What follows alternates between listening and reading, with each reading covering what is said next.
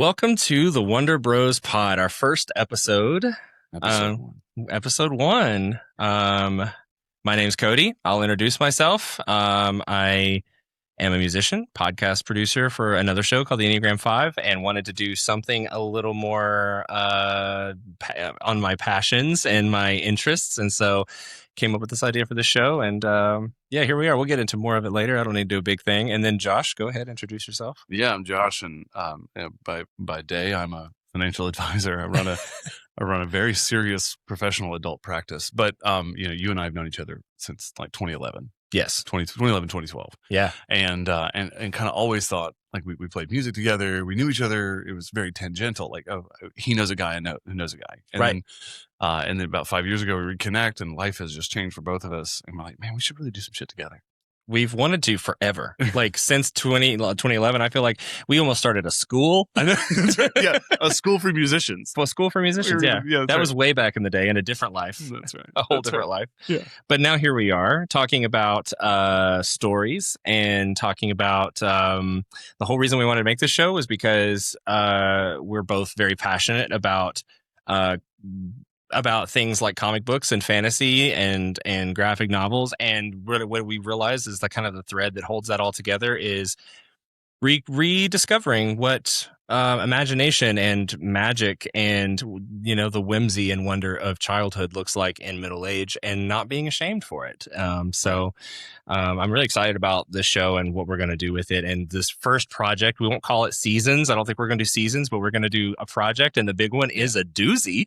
It's going to be, we're going to rewatch every Marvel movie leading up to Doomsday. We're going to call this affectionately the countdown to Doomsday.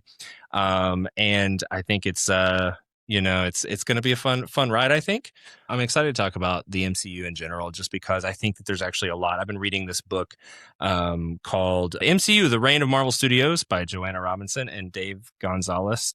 Yeah. There's a third name in there somewhere. So sorry. I don't know why that's not in my notes, the third name. But I'm going to pull some stuff from that book, I think, and reference it a little bit because there's some really fun stories and some really great real life story arcs that happen behind the scenes that created the MCU. So I think as we go through that, I think it'd be fun to kind of weave those in. Maybe we won't do this with every project, but with this one, I think it'll be fun to kind of just talk about it and talk about the stories that inspire us beyond just the movies themselves. And what about the movies inspire us? So today we're talking about Iron Man, the very first Marvel movie. We're not going to go, for any of the fellow nerds out there, we're not going to go in chronological order. We're going to go in release order. Because it makes the most sense, especially with the stingers. I kind of thought we might start out with kind of just a quick kind of road to Iron Man, right? Like how did we get to Iron Man to begin with? Yeah. Because Kevin Feige, the guy who is the architect of all the MCU, I think is a really, it's actually a really inspirational story that we should probably talk about a little bit. I think that he's a really inspiring person, and leading up to Iron Man, I think is a really, really cool story that is somebody who, I feel like Kevin Feige is really somebody who didn't ever let go of that wonder in his life and made it a multi-billion-dollar franchise. Yeah, but take us back, Cody. So this guy is an associate producer in the Fox universe. Let's go back even further than that. I think that we should talk about, so this dude, he's a Jersey kid, which is so great. I feel like just that alone, I feel like Captain America comes to mind. Yeah, he already feels like a second-class citizen because he's not from New York. Exactly. Exactly. This dude had wallpapered his bedroom in Back to the Future. He really got you? Yeah, we're probably going to have to cut this, but wallpapering images. There's a Navy story about that. Yeah, I mean, I was in the Navy. Yeah. When there was a season, there's no way this rides out. This is gonna be a deep cut, because when you're in the Navy, all kinds of people join. Sure, and we enlist, and it's fine. And we went to nuclear power school in Charleston, South Carolina, which is it's where all the smart kids are. All the nerds are going to nuclear power school. None of us are going to be SEALs. Right. We're all the nerdy ones. Like we learned to lift weights later. Yeah. And so we're there, and man, this is the year that Napster was launching. Loved Napster.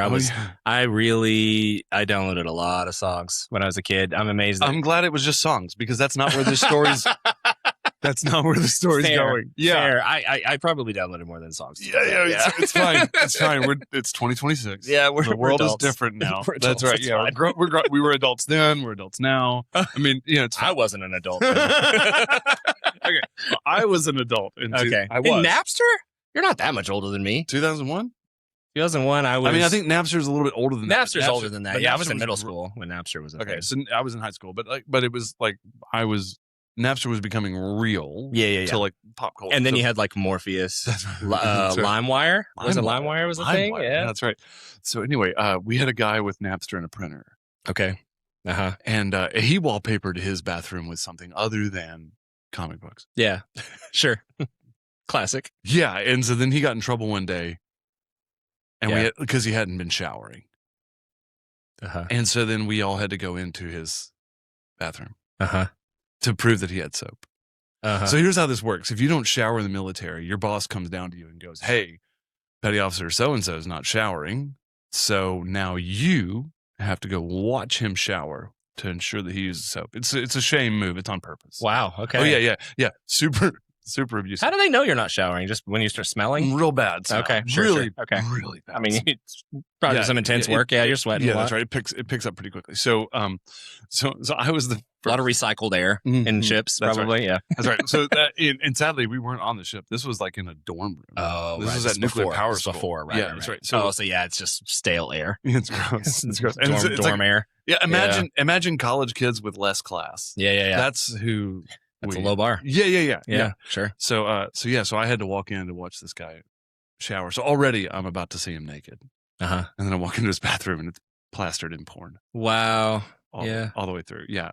I don't know. Bold. Yeah. I mean, that's weird. I mean, this before like computers and cell phones were really like mobile and a thing, I guess. So like, that's a bold move. Yeah. What was bolder, more bold. Sure. Was that this wasn't out of a magazine. He had Napstered these things, screen capture, right? Like saved, like print screened. Yeah. And used his printer. And thought, you know what would be really cool if I was surrounded by it. No matter where I look, that's right. I got inspiration. So I walked into his bathroom and I was conflicted immediately because on the one hand, like I wanted to be like this girl's cute. Yeah. On the other hand, it's like I should not. I feel really weird. Yeah. You just like went into his mind, the darkest recesses of his mind. Yeah, it kind of is what it felt like. Because he's naked in the shower right now. Oh yeah. And I'm standing in his bathroom. I bet it wasn't as weird for you as it was for him. Unless he really has no shame. Like, is he one of those guys? Yeah, he was his shame for those, like for like those that have been like seared from shame. Like and there's that kind of person, like they've been shamed so much. Sure. Yeah, they're like traumatized. It's like it doesn't matter out anymore. of them. Yeah, it's just like he's just clocked out of shame. And so it was almost like him baiting me. He was like enjoying it. Yeah, he was like a master baiter. Stop it. It was such a dad joke. I know. Oh my God. Like a dirty dad joke. But it was a dad joke. For sure. Okay. We're going to end the story right there. That's going to stay in the episode, I think. So this is not my first podcast, and I produce the other show and do all the music for it as well as I have for this one. But Josh, this is your first podcast, so it's kind of fun to like get you into the groove of things. It's kind of fun to watch you blush when you say things like that and realize the world's going to hear it. I mean, if anybody listens to this, we don't actually know who's listening yet, so I hope there's people listening out there, but if not, this is great. It's for fun. It's for us. Yep. So wallpaper. Yeah, so dude, he had wallpapered his bedroom in Back to the Future Part 2 posters, right? So he even skipped his own. By dude, you're back to Kevin Feige. Back to Kevin Feige. Yes, we're not talking about your guy. And shout out to that guy. Yeah, he knows who he is. I'll leave his name out. Yeah, got to send him this episode and be like, hey, we talked about you. I don't know who heard it. The worst part of you. But yeah, he'd probably love it. Yeah, he's like, that's my favorite thing I've ever done. Crowning achievement. Okay. Yeah, so Kevin Feige, man, this dude, he skipped his own prom to go see a movie. Like, he loved movies, and he even kept a journal of every film that theater, sound system. He would take notes of everything, how every theater felt, where the speakers were placed, like what made him, like what impacted him the most, that kind of stuff. I love it. It gives me goosebumps because I love when somebody gets that nerdy about something, like and cares that much, because they're going to do something great eventually with that. We all know from spoiler, he does. And the craziest part is he applied to one college, only one. And it was USC, which is George Lucas's school. Wow. And he got into USC, but not into the film program. And he applied to film school every single semester. He applied, got rejected, applied again, got rejected, applied again, got rejected. I wonder if there's because, I know how this works. Like I did a little bit of time in higher ed administration. I wonder right now if there's some former dean out there. Oh, yeah. That's like, damn it, we'd had a great alumni. Well, here's the thing. He applied 5 times. And he got accepted. Oh, did he? Okay. So he got in. Okay, so the dean worked it out. He eventually was like, we gotta let this guy in because he's gonna do something. I really should let you get to the punchline before I make the joke. Probably should, yeah. When he was rejected over and over and over again, his family was like, I don't know, man, we should have a backup plan. Like, do something, maybe do something else. And his response to that is, quote, I had no idea what they were talking about. There was nothing else for him. And so in that 6th application, he finally got accepted. And then he landed an internship at Richard Donner's company, who is the director of Superman in 1978. Oh, wow. And so you could see, like, he had a trajectory in his mind. He knew what he was wanting to do. And I just thought there's something about this part of his life that really inspires me, because despite the fact that I'm 39 years old this year, like, in some parts of my life, I kind of feel like I can empathize with him. I've gone through that in my life, and I'm still doing it to some degree right now, kind of, maybe this is our chapter in that. But every trip into Donner's office, he passed a sign, and I'm going to probably butcher this, but there's a word that he would see, and it's verisimilitude.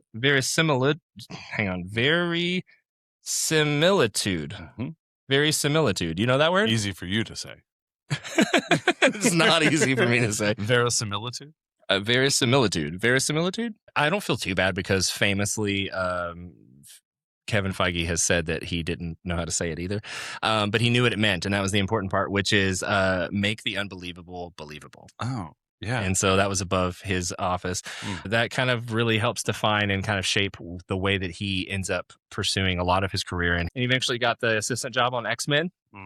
And he was in Toronto in 1999. Wow. I mean, let's talk about the cultural zeitgeist of the late 90s. Yeah. Right. So the Gen X is starting to age out, and the millennials like me, I'm like the first stage of millennials. We're starting to become adults. And man, when Gen X was so focused on uniqueness and on being countercultural, it makes total sense to me that somebody would step in and say, let's not do it like the comics. Right. Let's just riff on the comics. Let's take the names. Let's maybe do, and then you fast forward, and we learn that, again, kind of in the same cultural space for the next 25 years, we learn that people actually really do like rhythm and story and depth. And timeless stories. And so then what you find is more and more directors kind of going back to the source material. It's true. Yeah. And I feel like that's what's really happened with the MCU. As we move into Iron Man at some point here in the conversation, we'll get there. What we find is, in my opinion, what we find is I'm late to the game in comic books. I wasn't in fact, I am the target audience for our podcast. Yeah, sure. Yeah. Yeah. So I was the one who was like, man, I really wish I could love these things. But the moment I start loving them, people are going to tell me to grow up. Right. And I had this moment, and I was married for a long time, and I had a lot of respect for my former wife. And there was this moment where I found myself, and she knows this story, but I'd be driving in the car watching episodes of The Arrow on Netflix while driving. Oh, God. Because I knew that she didn't want to watch these shows because I needed to grow up. And then one day, years later, I said, hey, you know what? We want to watch this show. And we watch episode 1, and she slaps me on the arm, not in the face, though I probably deserved it. And she said, why didn't you tell me that these stories exist out here? They're so good. Oh, yeah, right. And so for 15 years of my marriage, I wanted to be immersed in these stories, but I was so worried that she was going to shame me. Right, you're projecting. Yeah, that's right. Projecting that insecurity. That's right. I was taught by my parents that I was not allowed to love these things. And so then by the time I became an adult, adults don't do that. But then Iron Man hits and we start a story that, I mean, it happened in 2008. It's now 2026. And we have these almost 20 years of just incredible storytelling. And suddenly the world has changed. And like, somebody about 10 years younger than me can be in his podcast studio and say, this is not you, but somebody like 10 years younger than me can be in his office or podcast studio and be like, hey man, I have this work computer. And by the way, it also plays any video game I want it to. Right. And we just assume that's fine. Yeah. But if for a 43-year-old, I say I can play any video game I want to. And another 43-year-old goes, dude, grow the fuck up. Do you think so? And no, I mean, that's the trope. Oh, okay. Yeah. But the reason the reality of it is, though, the reason Wonder Bros podcast exists is because every 43-year-old man is going, can I still play my PlayStation? Yeah. And the answer is yes. Yes, for sure you can. Can I get excited about this movie? Yes. Yes, you can. In fact, I encourage you to. Yeah. Stories are how we define reality. Right. Like we're unique among the animals, that we tell each other stories in order to craft. We need superheroes for some reason. We need super villains for some reason. We need to be able to I love navigate a good villain. the space. Oh my gosh. Love a good villain. I mean, an anti-hero trope is I mean, I can't get enough of that. Yeah. And so where I was taught to grow up and not pay attention to these kind of things, and I Wonder Bros pod, the reason I'm here sitting at the table is because there are millions of 43-year-old men out there and women and people of all genders. Yeah. And they're experiencing a renaissance of their inner child. Yeah. And I want to give a space for that conversation. Yeah, I'm hoping that this show is aptly timed in that way, because I feel like I talked to a lot of people. Not a single person when I told this show said I was doing the show. People was like, "Oh, that's silly," or "Oh, I don't know about that." Do you think you'll have an audience? Everybody's like, "I would listen to that." 100% of the people I told them we're doing this. Yeah, 100% of them were like, "Oh, dude, tell me when it drops." Yeah. Now, how many of those are actually going to listen? Let's hope that I'm as good at marketing as I am with coming up with an idea, I guess. We'll see. We'll find out. That's right. We have 4 followers. We thank you all for being here. Right. But you know what? We'll build a community. 4 followers. I'll take it. I kind of sum this up a little bit quicker here. I think that Kevin Feige is the kind of person who deeply cared about the stories and deeply cared about the comics and saw that people weren't doing it seriously, like taking it seriously. They all thought they were doing it. They were trying to do the adult version or the summer blockbuster version or whatever, which, I mean, there's room for that. Iron Man was a summer blockbuster, as we'll talk about. But I think that there's so many things that happened throughout Marvel's history. I mean, they struggled a lot through the 80s and 90s. I'll let listeners go and look that up themselves. I won't spend any more time on that. But basically, he ends up moving up the ranks in Marvel. He ends up coming up with this idea. What if we do? Because Marvel almost went under. They went to Merrill Lynch, the famous bank, and decided, you know what if we could just get a big loan and give ourselves four chances, 4 at-bats is what they said. We got 4 at-bats if we can get this loan. And they went and got a $525 million loan by putting up collateral of the rights to some of the characters to Marvel. Yeah. And they were like, and what's crazy to me is that they said, these are the B characters. These are the characters nobody's really going to care about. Let me just list those characters for you. Yeah, Captain America, the Avengers, Nick Fury, Black Panther, Ant-Man, Doctor Strange, Hawkeye, and Shang-Chi. Yeah, so when you're going to roll the dice on the B characters, right? Let's definitely put all the best characters. Captain America, the Avengers. Now, granted, I remember seeing the Captain America show when I was a kid. Yeah, cheesy as hell. Sure. I never thought of Captain America as a serious character. I've never particularly found myself to be very patriotic. Right. I didn't know what that was going to turn into, and I guess they didn't either. But they basically was like, if this meant if the movies flopped, they lose those characters forever. And they've already lost so many characters. X-Men was at Fox, Spider-Man was at Sony. They've already, and that was from deals where they were trying to stay afloat before that, Right. And so it's like, man, how many decisions? This is so sketchy to try to do. Yeah. But they guaranteed them at least 4 movies that they could do. So consumer testing, they sat in a room and they said, They put a bunch of children in the room and they said, here's the descriptions of these characters. Which one sticks out to you the best? And it was the guy in the suit who could shoot lasers out of his hands. No doubt. That was the description, basically. And so they went with Iron Man as their first one. They did it as a indie film.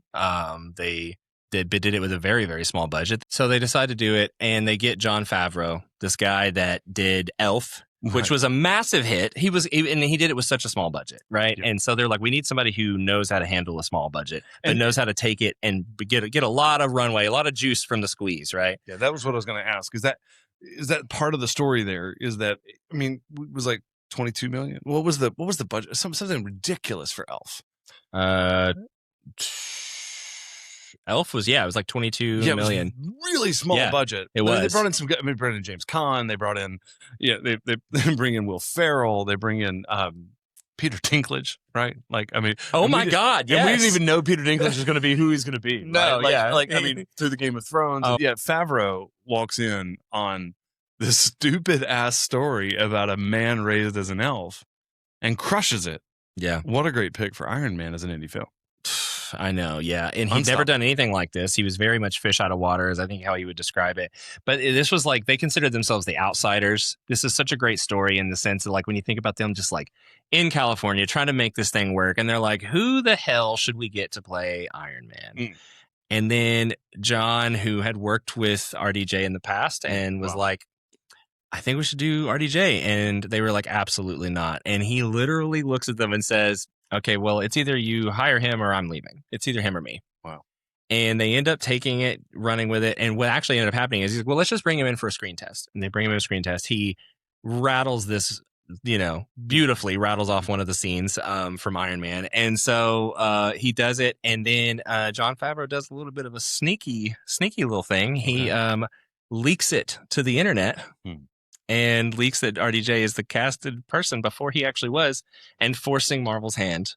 Bless that dude. So it turns out Favreau started it all. Yeah, basically. Every time anybody goes, breaking news, we've got a new such and such, and it's that Favreau started that. I mean, like a kid who applied 6 times to film school became an intern who memorized one word, make them believe, right? And an assistant who fought for Wolverine's silly hair because that's the character, that's what you do, and becomes a producer who bet $500 million on heroes nobody knew, right? And takes this chance. And now we're 2 guys rewatching these movies, remembering what it felt like to believe. Wow, like that's what a circle. I mean, this is what it's about. This is the whole thing. So, that's right. Yeah. Let's get into it. Iron Man 1. Iron Man 1 came out in 2008. Where were you in 2008? In 2008, I was just getting out of the Navy. Okay. Yeah. So I enlisted from 01. I enlisted August 17th, 2001. Wow. Okay. 3 weeks later, we go to war. Wow. 3 weeks later, the towers get hit. Yeah. And so when we're talking about a story about a defense contractor. Yeah. And actually, in 2008, I was working for a defense contractor. No, I mean, I wasn't doing anything cool. Sure. I was writing technical manuals for Navy ships. It's a very boring job, but shout out to those guys. They did great work. But so here I am in 2008. I'm 25. My first child's about to be born. I've got to grow up. Getting out of the military, going into college.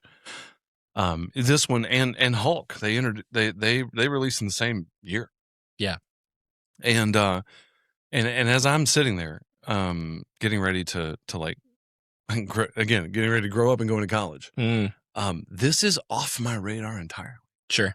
I didn't pick up, and this will come up in a later episode, I didn't pick up the MCU until Thor. Right. And then had to go back because, and frankly, it's, again, the reason I'm the reason this podcast exists, people like me, because I would see advertisements, I'd see ads, I'd see commercials, depending on what generation you're from. Is it a commercial? Is it an ad? Right. Yeah. But, like, I would see these ads for Iron Man, and I'd be like, that'd be cool. But how am I going to tell my wife I want to go see that movie?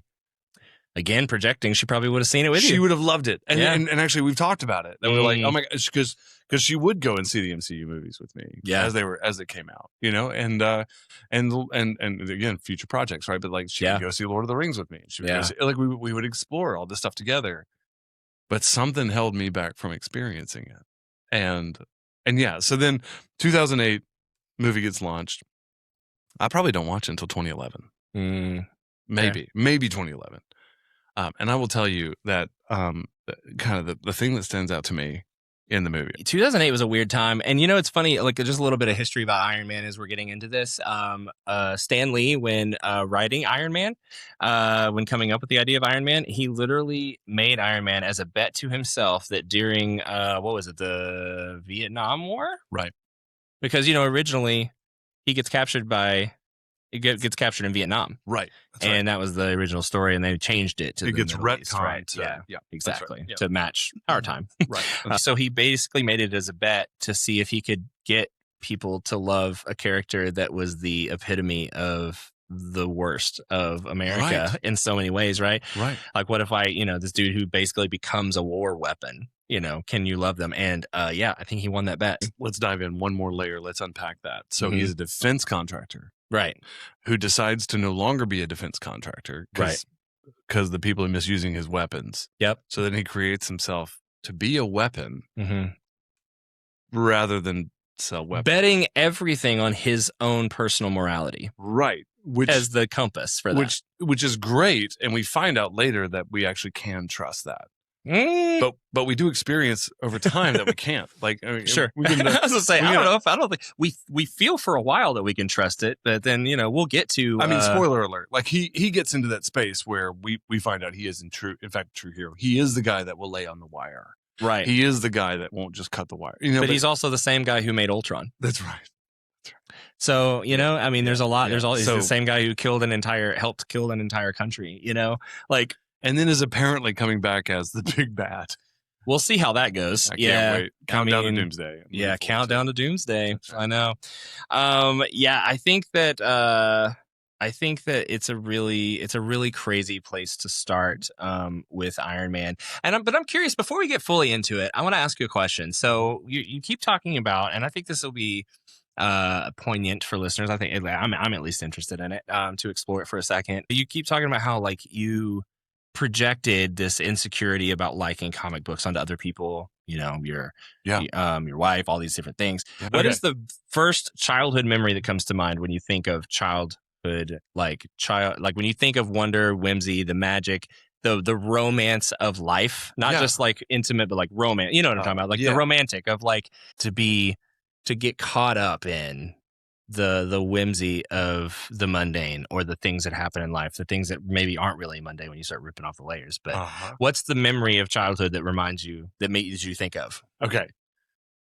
So let me make sure I understand the question. You're asking me, what is my childhood memory that reminds me of whimsy, that pushes me towards the whimsical, the fantastic, the romantic? Do you want me to tell you mine?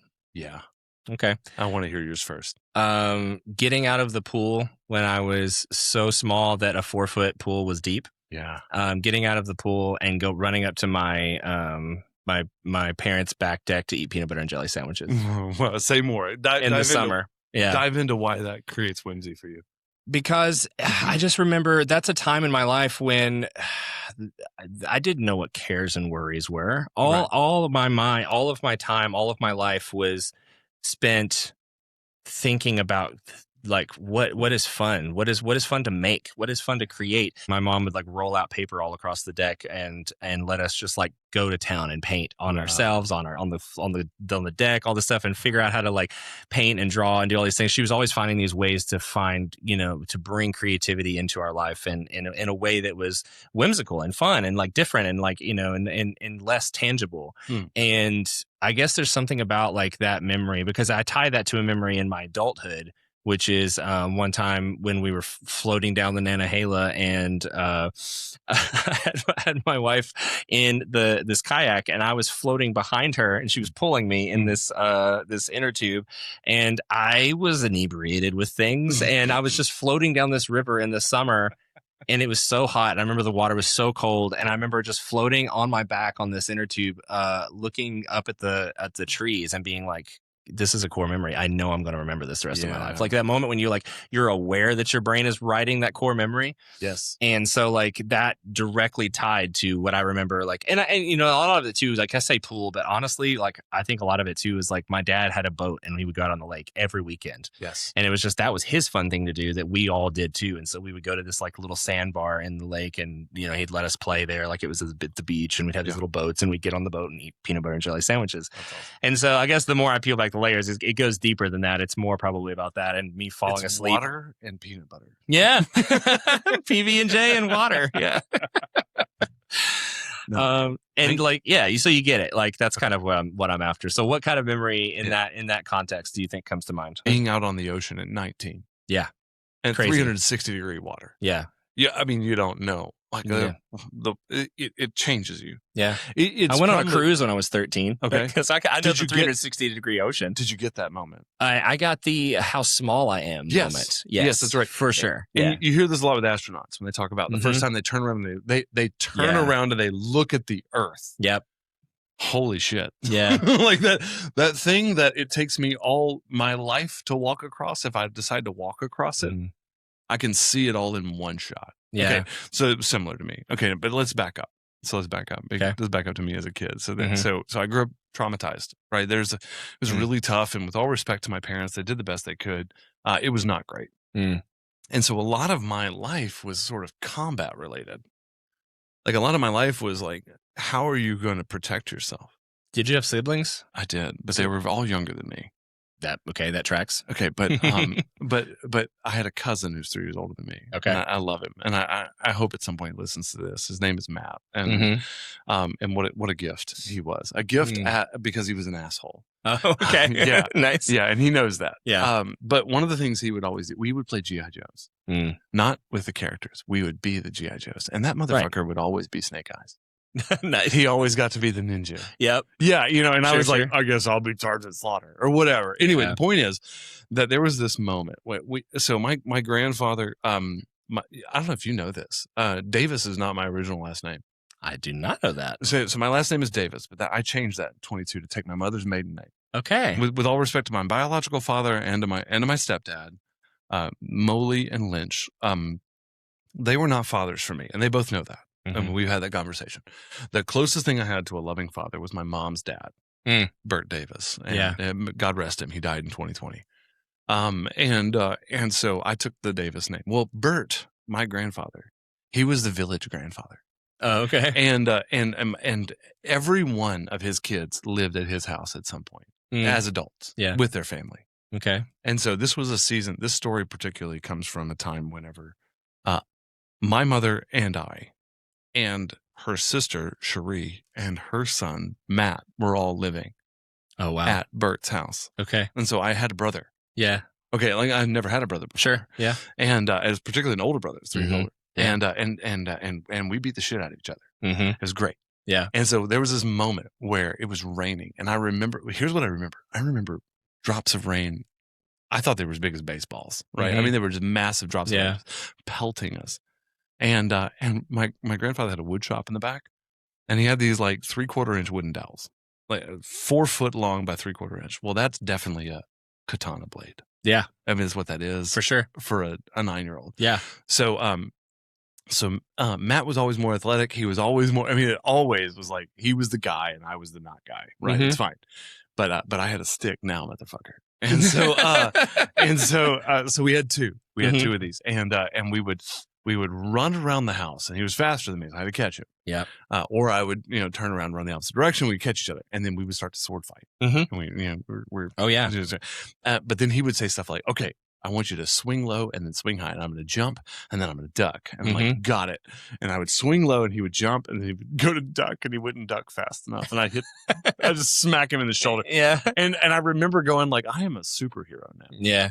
And so here's why that matters, because that was the childhood story. Fast forward to 2026. I currently practice Kali, which is a Filipino martial art. Yeah. That is 2 sticks, and it advances from 2 sticks to sticking a blade to unhanded with a blade. I'm a sword fighter. Nice. in real time. I'm not very good at it. Yeah. Like I'm barely a level 1. Sure. But the point is that like I like that thread of whimsy. Mm-hmm. And this will come up later. I always wanted to be a pirate. Yeah. If a future project ends up being the Pirates of the Caribbean, I'm gonna shit myself. It's fantastic. I could do that. That'd be fun. I mean, I love that story. Yeah. And I have so many pirate stories because I wanted to be a pirate so much. And I ended up joining the Navy. I ended up actually going out to sea. That's okay. Yeah, like that tracks. It all starting to make sense. Yeah, yeah, that's right. But and now I'm a sword fighter. Okay. Anyway, so that's in real time. In 2026, yeah. I fight with swords. I'm not very good, but I can. Yeah. So that was my story of whimsy. I love that. Yeah. Okay. That's amazing. It's so good. Yeah. And also tells a lot about like I think about you being like an older sibling. Yeah. You probably. I mean, the thing is like my mom when we were growing up, she had cancer, and so and I found out when I was 9, right? So, and I'm the older sibling. So I immediately, like there was a time where I was having to be the adult. My dad would be working every day. Right. My brother was still 3 years younger than me. And I was, making him, I remember making him like brown sugar and butter sandwiches. I was really hoping it's going to be peanut butter because we talked about that earlier in the episode. I probably did peanut butter too, but I remember the brown sugar and butter. And I would try to bring it to my mom. She'd be too sick to eat, but she'd be in bed. And so I'd be taking care of my brother at 9 and 10 years old, Wow. And so, I mean, I can relate to and empathize with this idea that like sometimes like circumstances make you grow up too quick and too early, right? Yeah. And so I think whereas you probably maybe with parents and different things were pushed so hard into maybe that being, growing up and taking care of things and, being that leader. And I feel like my parents in so many ways, instead of doing that, constantly tried to, especially I guess with the situation, with cancer and like can be a scary thing and it's very emotional and didn't know if my mom was going to die. Obviously it was my first thought when they told me, and, yeah, I mean, what 9-year-old doesn't hear the word cancer and think death instantaneously? Right. Yeah. Like she's going to die. Yeah, that's for sure. And so, I think a lot of that with my mom trying to spend, because we were homeschooled at this point. And so my mom would spend all this time like taking us to the park to learn how to ride bikes and like get out into nature and do things. And of course, that was probably for her a lot too. And and her spending time with us because she probably didn't know either, And so, you think about that, and a lot of the magic and whimsy of my life comes from that period of time. And I think that's really, it's an interesting thing. And they worked so hard, especially through my teen years, to foster that and to keep us, thinking creatively and thinking about like art and how to be artists. And I think that was something that my mom has always been an artist. My dad wouldn't have thought of himself as an artist, but he is. And he does things that are very artistic, just more methodically. And because he's also like was an instrument mechanic for a nuclear plant. So, all right. So I'm going to break this up into segments. That's what we're going to do. So we kind of talked about the origin story a little bit. We kind of went through that whole thing. We're going to skip ahead here to what we're going to affectionately call the pull list. Right. Scenes that from Iron Man that really stuck out to us for different reasons. So when the Jericho missile, I felt two things when the Jericho missile goes off. And it's like one of the first fucking scenes in the movie. Yeah. First thing I thought was, oh shit. Because it's another American blowing up another country. Yep. And the second thing we're in the desert. Like that's right. That's right. And the second thing I thought was, this is going to be a cool movie. That was the second thing I thought was, oh yeah, they've done a great job. So like from a technical standpoint, from a stage setting standpoint, the Jericho missile blows up the ridge, and I go, this is incredible, because that kind of technology didn't exist at the time. Sure, yeah. But at the same time, I also have this very real sense of me as a military veteran who fought in what I believe to be an unjust war. Going, here's another defense contractor blowing up a ridge. Yeah, for money. Yeah. Yeah. Anyway, that's my first pull. Okay, it was hugely impactful for me. And do you want to alternate, or I got sure? More? Yeah, no, I can. We can alternate. Let's go. I'm gonna go with the cave where Iron Man was born. Definitely, that's on my list. Still, yeah. So we can talk about it. So what's crazy to me is that entire scene almost got cut, the cave scene, and it blows my mind. I didn't know that. That's incredible. And so the set was 3/4 built when executives like, maybe we don't do the cave. Maybe it's a little too like. A little too political. And let's go even deeper. The original version of that, when he looks and sees the weapons and sees his name on it. Yeah. It was originally supposed to say Bush, Clinton, and like different. Just call them like, to the carpet. Nope. Yeah, that's right. And then of course they already make them Middle Eastern. They're already following the trope, which is awful. Right. But then they make them the 10 rings, which is like, it's a little nod, having no idea where that was going to go. Right. And we don't get that payoff until like 16 years later. Yeah, that's right. That's actually coming up in my miss list. The things that I think missed was that we didn't really get. We'll talk about it. But but I think that was really interesting for me because, it was actually the production designer that decided to, like, he fought to keep that scene. And what a scene that it was. It became iconic. The hammer in the cave. That's right. Is the very end of Endgame. It's the end of that whole of Tony's story arc. I thought it was a genius move. Yeah. In that scene, in that act. It's really an act. It's not really a scene. In that act. Yeah. Where you see Tony not just being brilliant. Mm-hmm. You see him being, and I love this term, he was an asymmetric thinker. Mm. And so here's what happens is, on one drawing, he's got these 8 lines. And on the next drawing, he's got these 8 lines. And then Jensen says, "What are we doing?" And he goes, slides it out. Oh, see the machine. Such a good moment. It's a great moment. That was a great moment. And you get to see the brain of a genius that says, actually, one, to protect what I'm doing, but also because I compartmentalize information in general, which you find him doing later. Right. Is he's actually like thinking of this thing in literally layers. Yeah.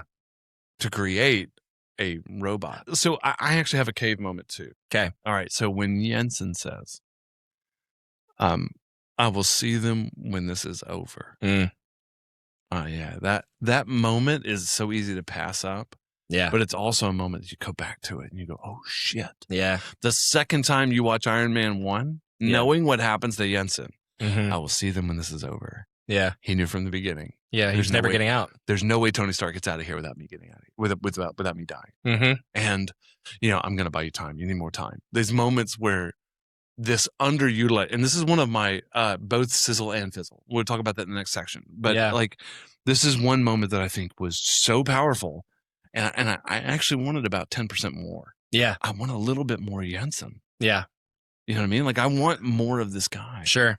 And now they probably would go into it. They have the freedom of billions of dollars to. Right.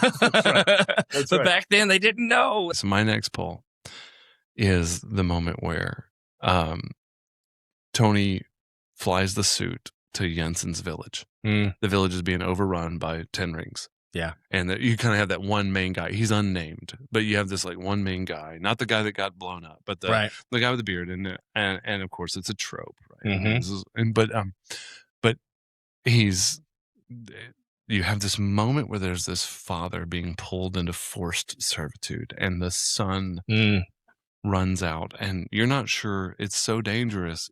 Are they going to kill the son? Are they going to kill the dad? Are they going to kill? And then just before, they're standing right there holding the gun, like telling him to look away, and he won't look away. He's looking right at him. And then fucking Iron Man lands. Yep. And it's intense, right? Mm-hmm. I didn't give a shit about the Iron Man fight. Yeah. It was the moment where he says, "He's all yours." Mm-hmm. So here's what's happened to me as a father. All right. So I have 3 kids. Yep. And they range from, and by filming of this, they range 17 to 12. Right. Yeah. So that my youngest is about the age of that kid. Right. And I will tell you that watching a movie as a parent hits different than if you watch it as a kid. I can believe that. Yeah. Perfect example. Home Alone. Yeah. Okay. Watch the movie as a kid and you're like, this is the height of luxury. You're on Fifth Avenue. Home Alone 2. You're on Fifth Avenue. Yeah. And with all respect to John Mulaney, I'm stealing his lines verbatim. You're on Fifth Avenue in a stretch limo with a cheese pizza. Mm-hmm. Like, this is the height of luxury. Yeah. Right. Okay. As a kid, that's awesome. Yeah. As a parent, you're like, what the fuck? Yeah. In real time. Yeah. Why aren't we saving this child's life? Yeah. Okay. Now put this back into Iron Man. There's a kid. Shout out to Catherine O'Hara. Rip. Oh yeah. R.I.P. Brilliant. Almost cried that day. That was terrible. Oh man. Amazing. Love her. But so now fast forward to, we talked about that Home Alone moment and what it's like to watch that as a parent. Now I'm watching a dad about to get conscripted into a terrorist organization and I'm watching his son almost get shot because of it. I'm freaking, Josh, I'm freaking the fuck out. Yeah. In this scene. Mm-hmm. And then Iron Man shows up and you see target. Boom. Done. Yep. Everybody's done. Yeah. And then he punches through the wall, pulls the guy out, and he's like, "He's all yours." Mm-hmm. And he flies off. And of course, that guy gets beat to death. But that moment where a child had to go through that, and the dad is out of control. Right. That scene for me, I tear up. I tear up, and I tear up because I'm a dad. And it's like, and I look at that and I go like, God forbid that ever happens to somebody like us here in the U.S. Sure. And it's 2026, and we don't know what the world looks like. But God forbid somebody's coming around conscripting adults, throwing them into war. But like, well, they are, but we won't get into the political of it. Yeah. Anyway. Yeah, that's right. Yeah. But in that moment, like as a dad who served and watches his kid, watches this kid panic, man, that got me. Yeah. We're gonna finish this segment up with some honorable mentions. The HUD shots. Yeah. Genius way to show his face in a helmet. Correct. Like, literally defines the way they do that for the rest of the MCU, and is such a cool, like, you've never really seen that before that moment, and like seeing the graphics and all the stuff in front of his face, that was an amazing thing. All right, so let's we're gonna skim through this next segment here. It's a short and sweet one, but we're going to introduce it at the very least. It's called The Gutter. And we are talking about the, for those who are not familiar, the gutter is affectionately known in the comic world as the black lines, the frames between the frame between frames. That's right. It's literally the black line between squares. Squares, yes. For those scenes, I guess. For any listener that's not listened to, like, I didn't read comic books, and so I don't think in terms of panels and squares and gutters. Panels, thank you. That's the word I was looking for. But that's what it is. The gutter. And there's a whole, I want you to talk about this. There's a whole set of like theory around what happens in the gutter. Yeah, so it's like it's the unseen moments that we imagine. Right.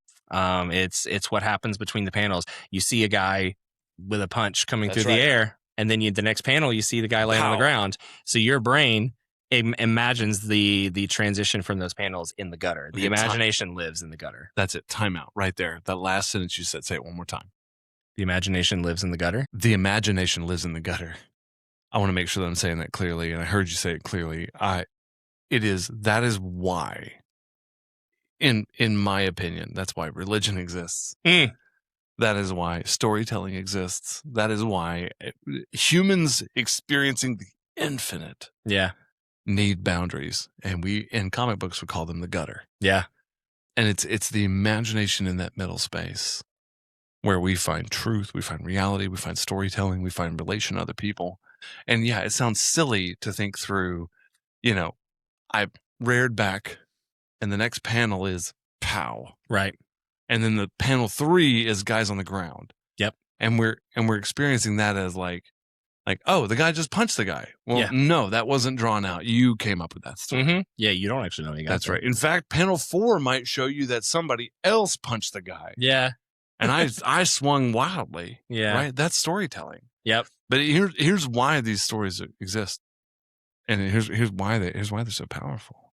Yeah. Is the gutter. Yes. So our segment, The Gutter, is about imagination as we're sitting down and watching these movies. What didn't get shown that stood out to us? Yeah.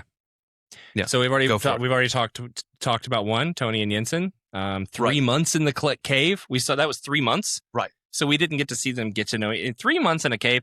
Let's think about for a second watching a reality show where I love the show The Traitors, where they put a bunch of people in a house and it's like for 2 weeks. And the emotional and psychological trauma that happens by getting to know people that you did not know before that in a small space. Yeah.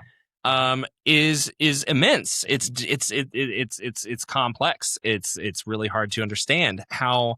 I mean, you watch things like I'm going to out myself a little bit, but like I've spent a lot of my life not liking reality television. Just as a side note here, but I got into Survivor first. Good. Survivor. Great. Love it. Best reality show ever made. The psychological experiment of the Survivor is incredible. And like those people are bonded for life after the season because you get to know each other so quickly and so deeply and intimately. You would die for that person now. Like it is just like, and I find that interesting and fascinating how that works. So you apply that and, when I was gonna say I'm gonna out myself. So my wife loves the trash reality television. Yeah, and sometimes I'll pop a gummy and I'll just sit on the couch and watch it with her. And I found myself a couple summers ago watching for the first time Love Island. crazy show that you know is psychologically traumatizing because you know that those producers are just putting those people in a pressure cooker. It's crazy to watch. Right. And I love psychology, so I'm kind of like watching it like sadistically almost, like this is crazy how these people are acting, you know, and how they act towards each other, and like and so I get really into like the drama behind the scenes of how they put it all together and how they do it and the production. So anyway, 3 months in a cave. They would know each other better. He would know him. By the end of that, I mean, theoretically, he would know Jensen better than his own father. Right. Right? Like, because he spent more time. He spent more time, and it's concentrated time. It's time you thought you might die time. Like that's there's a bond that happens that I would imagine would be like irreparable that Jensen died. Yeah. And yet we never really revisit that. Take it one more layer down. Like, if you spend 3 months in the cave with somebody, and I'm not trying to be funny, you watch them take a poop in the corner. Oh yeah, like every intimate aspect of their life. Jensen saved his life. All of that. Remember all the bandages and the leaking and the body fluids. I mean, he was a doctor, but still, like, that was crazy. You know, like that's a crazy thing to go through. And he wires him to a car battery. Yeah, that's so crazy. It is crazy. And he's like, "What is this?" And he's like, "It's the thing keeping you alive." Yeah. And yeah, that's right. So by the end, I do believe that we do have to kind of fill in the gaps in the gutter in that way to go, you know, I didn't think of it as a super impactful moment in the beginning when I first watched it, but as I've gotten older, and I appreciate those moments. I've got a gutter moment. Go. Yeah. So, and this is going to come up through the entire story arc. But so problem one, how do I get out of here? Build a suit of armor. Yeah. Put some weapons on it. Problem two, how do I make this suit of armor optimized? I'm going to learn how to fly. And then he sees the village go, and you see him at the desk, like tooling the repulsor so that now it's a laser. Yeah. What you find with Tony Stark is every time he interacts with some villain or some problem, he comes back and he edits the suit. Watch that. It's true. Yeah, every Mark fixes a past mistake that he realizes in the moment. And what you never hear is him going, "Shit, I need to edit the suit." Right. You never hear him go, "Oh my gosh, you know, Cap has a shield. I should have a photon shield." You never hear him say, "Hey, Thor powered me up 400%. Let me blow this out of my chest. So now let me," by the time he's fighting the Black Order, he's got these like machines that are shooting out, launching. Yeah. You never hear him talk to himself. Or even something as simple as in the future when he makes a suit for Spider-Man. Right. And he has a parachute in the suit. That's right. It's like little things that you can tie back to every time that Tony almost died. That's right. It's like, that's not happening again. But that's it. Tony almost died. And this is another moment where you get to experience Tony as being Tony. Yeah. Where he's like, "I'm going to break the SR-71's altitude limit." Yeah. And he ices over. And of course they use that later in the movie. Right. How'd you fix the ice problem? Yeah, that's right. That's right. Which my understanding is like, that wasn't the original way they were going to end that. That was going to be more of like a punch out. But yeah. You see him he ices over. He damn near dies. Yeah. He gets back to the shop and he goes, "How are we going to fix the ice problem?" They go, "Okay, we need to use gold instead of steel." Yeah. I'm like, "Okay." And so then he creates the gold alloy and he's like, "Put a little hot rod red or whatever." Yeah. You know, like subtle as always, sir. You know, and it's great. But that for me, the gutter moment with Tony Stark, and this is in the entire MCU, and I want to know if it's coming up in Doomsday. I want to know if that's that character that fucks something up and then fixes it in the next Mark. I want to know if that's coming up in Doomsday too. We don't even know if he's Tony Stark, though. That's true. That's There's so many things that we could go through and like speculate. All we know is it's Robert Downey Jr. We're going to speculate for the next 8 months. So it's going to happen. We're going to go through so many theories. So let's go ahead and just move on to the next segment. I think that's going to be a good call. Spark and the Fizzle. The Spark and the Fizzle. I think we originally called it Hits and Misses, but I like this. It inspires wonder a little bit more, I think. So what were some of the sparks for you in this movie? And we'll kind of go through them here. Okay, so I mentioned already Jericho missiles. I won't talk about that. But that was like a, oh my gosh, something's happening here. And it's, that's act one. That's the first scene of the movie. Now, I will tell you that the spark for me is It almost felt like a Princess Bride moment with Andre the Giant. They're all like shooting at him. She's walking out of the cave. Yeah. And he goes, "My turn." Yeah. Oh, so good. Oh, so good. Yes. I was like, oh, yeah. That's a good one. That's a good one. I was like, yes, sir. Yeah. Yes, sir. You are daddy Go to town. now. That's right. You are daddy. Yes, daddy. Go to town. Heard, and you're in charge. That was my moment. Authoritative. That's right. Yeah, for sure. That one sparked me. I mean, I was in. Yeah, I was in. And again, that's Act 1, right? So like that drew me into that rest of that story. Yeah, for sure. What about you? I think a lot of my I'm gonna do a hot take here. I think Terrence Howard's presence actually was interesting for me when I first saw it. Yeah. He connected for me that in that time in 2008, I was connected to other movies like Radio. And I know there's another big movie that he was in that it's like blanking on me right now, but he had movies leading up to that. He was an Oscar nominated actor at that point. Right. And it gave kind of, they wanted to have the project have legitimacy. And I think that's a hot take. I think most people prefer Don Cheadle at this point. I prefer Don Cheadle at this point. I'm really glad that they moved on and that they changed it. It worked out. I don't love all character changes, that they've done throughout the, MCU. But I think that this is one. It's kind of funny, actually. We'll talk about this in the next episode, but it happens twice. In the first two movies, they recast them. Yeah. But yeah, they recast him. That's definitely one that I think. But I loved him. And, and I think that this is probably a hot take a little bit. I really liked the version that we got of Rhodey. My favorite version of Rhodey is actually, I think your least favorite version of Rhodey is in the plane. Oh, when they're drunk on sake. Yeah. I loved that Rhodey. I loved the one where he's like, well, okay, but we're not drinking. This is business. We're working. And then you see him, and then just like women dancing around him, super trophy, whatever. That's right. But actually, what sticks out to me in that scene the most is him with his arm around him, just like opening up to the dude and telling him while he's like looks just numb, like he's just like yeah, whatever, and that immediately sets the tone. I have a hard time imagining Don Cheadle doing that. Sure, I don't think he could have pulled off those scenes the same way. A different scene would have been a different scene. That's right.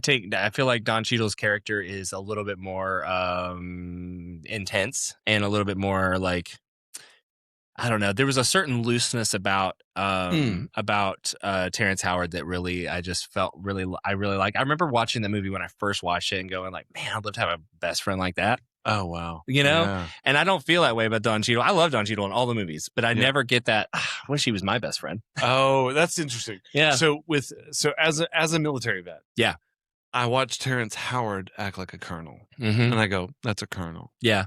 And it's fine. Yeah. And for any military, like a colonel is that's not a junior officer. They've been around a while. By the time you become a colonel, you've been in 16, 17 years. Mm-hmm. And so you've been around for a while. Yeah. Or more, 22, 25 years. When Don Cheadle comes on, I'm like, that's my homie who's going to break out the war machine. Yeah. And I think that Terrence Howard he sold me on Colonel Rhodey. Conan Rhodes. He never sold me on War Machine. That's fair. Yeah, and with all respect to him, I can't imagine him in the suit, even though he does say "next time, baby." Right. That's right. That's right. They hint at it, which is great. That was super fun. That's right. Yeah. Yeah. So let's talk about some fizzles. I've got one more spark. Hit me. So this one's very personal to me. Mm-hmm. So in that final scene, whenever he's like, I'm sitting down, I'm eating a cheeseburger. And he's talking about, he says the phrase, a host of other character defects. Now, anyone in the world who's ever read the Blue Book of Alcoholics Anonymous knows that phrase was not scripted. Right. He improvised that screen. He improvised that phrase directly from his own time in rehab. Right. That moment for me, I said, motherfucker, Robert Downey Jr. is my favorite actor. Yeah. That was the moment where everybody else faded away. Yeah. And I was like, damn, he brought all of his worst self, his drug addicted, rehabbed self right to the screen. Yeah. And said, you know what? I've actually walked the road of happy destiny for anybody that ever has heard that phrase.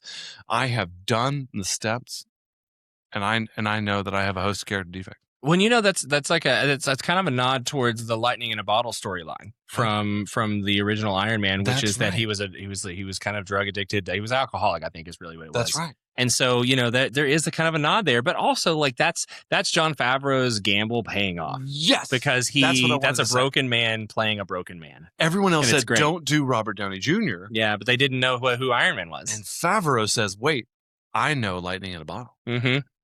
And he brings him in. Yeah. And then, of course, you get the I am Iron Man moment, which is awesome. It gets right there in that same scene. Yeah. That's my next sizzle moment. But really, really for me is when I heard the phrase, a host of other character defects, I went, every addict in the world needs to see this movie. Yeah. They're going to love it. Yeah. They're going to love it for that moment, especially if they pick up what he's putting down, which is, I'm Robert Downey Jr., I'm an alcoholic. Mm-hmm. And I'm Tony Stark, I'm an alcoholic. Right, yeah. Both of which would be at a 12-step meeting. And we all assumed he was doing drugs. We never saw it. That's right. That's a big gutter moment, There's really. a gutter moment. Yeah. He's ripped up, drinking all the time. Yeah, when he actually does the Jericho missile. Probably. That's right. Probably on all kinds of stuff. He's drinking in the Humvee. Was there coke in that plane? Probably. Well, I mean, he's drinking in the Humvee. Right. He's taking photos with ice. you. Yeah, that's right. Yeah, it's crazy. And everyone gets one of these if you buy a Jericho missile. That's right. So, all right, so some fizzles. Let's talk about them. Mm-hmm. Yeah, for me, in this, and this, I can only say this in 2026 after the rest of the MCU. I could not have said this in 2008. I didn't like any of the villains. Yeah. With all respect, Jeff Bridges, fantastic actor. Yeah. Ironmonger. It's kind of two-dimensional. Well, it was a shitty villain for me. It was. It was like, I'm a corporate guy. You don't know anything about me. Now I'm an ironmonger. Yeah, like now you're going to put on the suit. You definitely would have hired somebody to put that suit on. Right. You would not have. You would have done what happens in the next movie. Spoiler. You get somebody like Emil Blonsky to take the serum. You don't do that. Like that'd be like the Colonel. What's his face? Ross. Yeah. William Hurt playing Colonel Ross. General Ross. Or Colonel? Was he general? I think he was a general. Oh, General Ross. Thaddeus Ross with a rank we don't know. I think it's a general. He looks like a general with that mustache. Yeah, he's got a general stash. Yeah. Perfect. And he didn't take the serum. That'd be like him taking the serum. Right. We would not believe that. Right. That's right. Yeah. So I think that that's definitely part of it. And I think the whole third act was kind of like, I know that they were trying to get away from the trope. You read about the behind the scenes that they didn't want just two robots punching each other, but it still kind of felt like that. Felt like Rock'em Sock'em Robots. It did, yeah. I mean, the best part about the fight is how'd you fix the ice problem? That was my favorite part of the third act, honestly. Yes. Everything else, I mean, it's fine. I don't know. Like, I feel like a lot of superhero movies fall into this problem where they just don't know how to land the plane. It's you get these really nice developments of the first act and the second act, and you buy, but then like the end, and I could say this about a lot. You'll probably hear me say this a lot about Marvel movies. The third act, not all of them are great. Right. And that's when sometimes they'll lose me. And it's just like, I don't know about that. Yeah, I don't know. And like that, I found myself in the third act of that movie when I was watching it this past week. And I've seen it probably 12, 15 times in my life. Yeah. And I just, it loses me. I literally find myself getting on my phone. Like, I just don't care. Huh. And like, and my wife's big about this. Like, she loves movies. She loves all the Marvel. She's seen all the Marvel movies. Yeah. She's seen, all except for like maybe Shang-Chi. And, which is a fantastic movie. It is. I didn't see Shang-Chi until recently. Somehow I skipped over it. Oh, it's a great movie. Great movie. A little cheesy, but it's great. Oh, I didn't think it was cheesy. Really? No, we'll get there. We'll get there.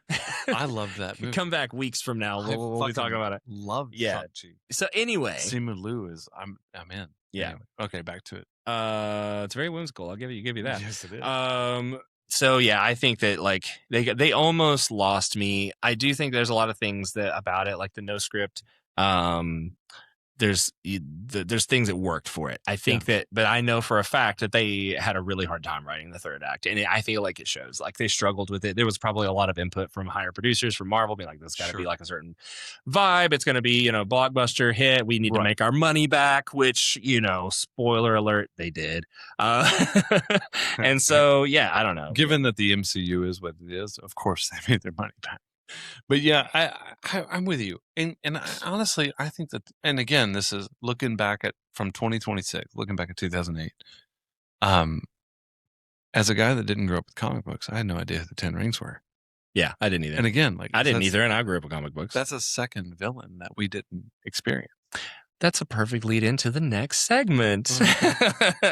We're going to call this one, we originally called it the multiverse. I think we're at least for this one, we're going to call it the road not taken. Oh. I think it settles into it. We might change it back. 2 roads diverge in a wood. Multiverse. Yeah, Robert Louis Stevenson. I have no idea. Yeah, it's a poem called The Road Not Taken. Oh, okay. Yeah. Fair. 2 roads diverge in yellow wood. I picked the one less traveled. All right, nerds. So, all right. We're going to move on. All right, nerd. Let's talk about we're going to wonder at the fragility of creative magic. This almost didn't exist. That's what the segment, the subtitle. Almost didn't exist. Okay. So, the Mandarin that almost was, the original villain was supposed to be the Mandarin. Yeah. And they said, maybe we should hold off on that. And that didn't pay off until like 13 years later in Shang-Chi. We didn't even really get the Mandarin. We were teased the Mandarin in the third Iron Man. That's right. As much as I love, and you're going to hear me say this over and over again, I loved Ben Kingsley's Trevor Slatter. Oh, amazing. Loved it. What a payoff in Wonder Man. We'll get there too, probably. That's right. But you didn't get the Mandarin. No, the Mandarin could have been and was very cool. And what's so crazy is like they announced that in 2006 at Comic-Con. Right. That the Mandarin was going to be it. And everybody's like, oh, hell yeah. You know? And then we get to the movie and it's like, what is this? Where's the Mandarin? Where is the Mandarin? Yeah. It originally included the Crimson Dynamo popping up out of the ground at Stark Enterprises. Can you imagine how cheesy that would have been? That would have been really cheesy. That would have been really, really bad. It would have been a little bit like a guy in a metal rhino suit named Paul Giamatti running around looking at a Spider-Man. Yes, it would have. It would have been exactly like that. Yeah. Tom Cruise, almost Iron Man. Could not have imagined a worse Iron Man. Yeah, it would have been terrible. With all respect to Tom Cruise as an actor, I hate his movies. I've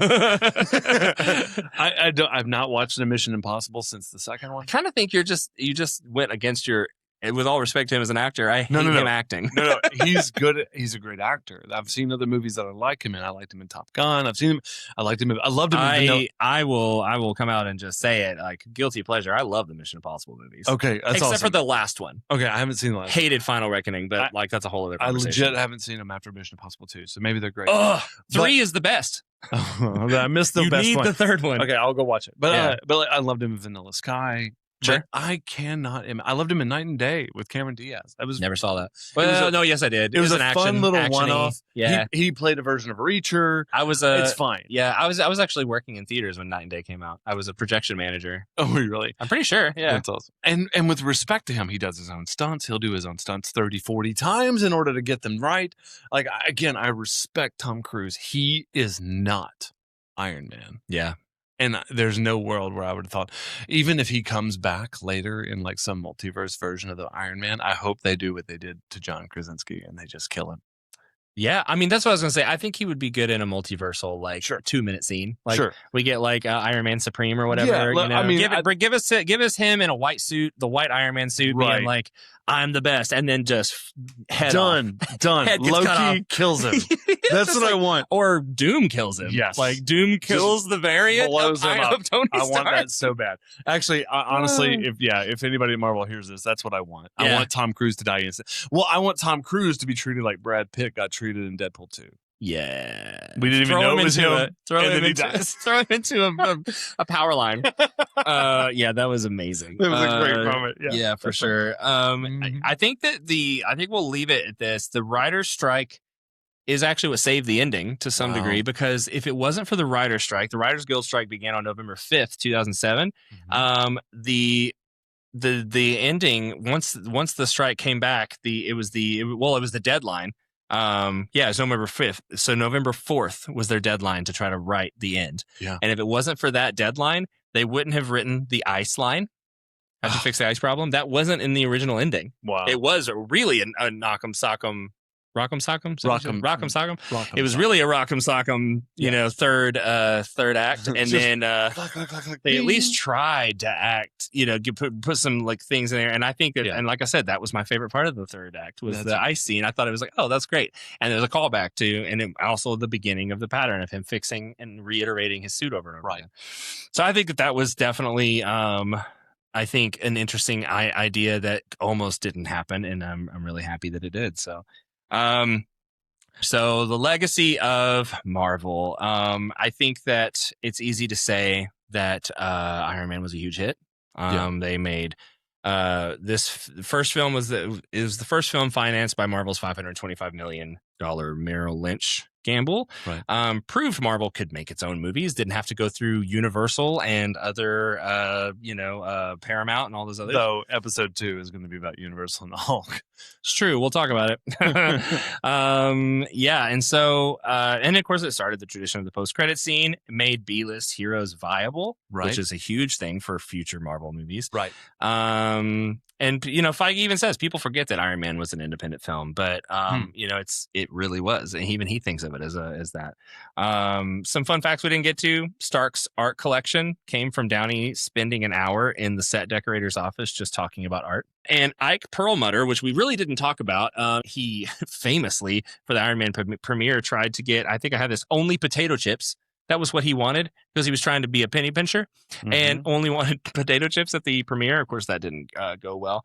But he attended the premiere in disguise, wearing glasses and a fake mustache, which is hilarious to think about. All right. So next episode, let's talk about we're going to tease it a little bit. We're talking about The Incredible Hulk. Came out June 13th of 2008 and shot simultaneously with Iron Man. Right. Which is crazy to think about. They were really like, we got 4 chances. Let's knock 2 of them out today. Yeah. Yeah. We're going to talk about Edward Norton signing on, believing he'll control the creative process. We'll talk a little bit about that. He did his best. He did his best. And we'll talk about it. And Marvel learns the hard way about collaboration limits. I can't wait to talk about the no assholes. Yeah. No asshole policy was born out of that movie. Thank you, Edward Norton, for being the asshole that taught us we can't use assholes. All right. So join us next time. In the meantime, definitely follow us on socials, Wonder Bros Pod. You can find us everywhere, Wonder Bros Pod, wonderbrospod.com if you want to find them all in one location. And join us on Discord, Wonder Bros Pod. You can find that at our website too. We'll be on there. We'll be hanging out. We'll be part of the Wonderkin. We're gonna affectionately name you the Wonderkin. I think that's a fun word to make up and call it. So join us on there, and we'll see you next time. See you later.